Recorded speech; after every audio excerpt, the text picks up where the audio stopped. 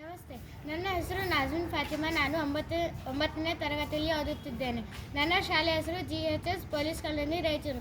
ನಾನು ದಿನಾಲು ಮನೆಯೊಳಗೆ ಗಮನಿಸಿದ್ದೇನೆ, ಕಿರಾಣಿ ಅಂಗಡಿನವರು ತೆಂಗಿನಕಾಯಿಯ ಸಿಪ್ಪೆಯನ್ನು ಬಿಸಾಗುತ್ತಿದ್ದಾರೆ. ಅದು ಎಲ್ಲ ರೋಡ್ ಮೇಲೆ ಹರಡಿಕೊಂಡು ಕಸ ಆಗುತ್ತಿದೆ. ಅದರಿಂದ ನನಗೆ ಒಂದು ಉಪಾಯ ಬಂತು. ನಾನು ಆ ತೆಂಗಿನ ನಾರನ್ನು ತಗೊಂಡು ಚಿಕ್ಕ ಚಿಕ್ಕ ಪೀಸಲ್ಲಿ ಕಟ್ ಮಾಡಿ ಈ ಪೌಡರ್ ಥರ ತಯಾರಿಸಿದ್ದೇನೆ.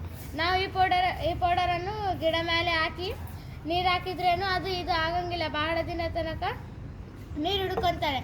ಅದು ನೀರು ಹಿಡ್ಕೊಂಡು ನಮಗೆ ಮತ್ತೆ ನೀರಾಗೋ ಟೆನ್ಷನ್ ಇಲ್ಲ. ನಮ್ಮ ನಾಡು ಬಿಸಿಲು ನಾಡು. ನಾನು ಸ್ಕೂಲಲ್ಲಿ ಮನೆಯಲ್ಲಿ ನೋಡುತ್ತಾ ಇದ್ದೀನಿ, ಅದು ನೀರಿಲ್ಲ ಅಂತ ಬಹಳ ದಿನ ಇರೋಂಗಿಲ್ಲ, ಸತ್ತೋಗ್ತವೆ. ಇದು ಹಾಕಿ ನಾವು ನೀರು ಹಾಕಿದರೆ ಅದು ಜಲ್ದಿ ಸತ್ತೋಗಂಗಿಲ್ಲ, ತೇವಾಂಶ ಒಳಗೆ ಹುಡ್ಕೊತದ. ಅದರ ಸಲುವಾಗಿ ಇದು ಆಗಂಗಿಲ್ಲ. ನಾವು ನಮ್ಮ ಮನೆಯಲ್ಲಿ, ಸ್ಕೂಲಲ್ಲಿ ಎಲ್ಲಿನ ಆಗಬಹುದು. ಧನ್ಯವಾದ.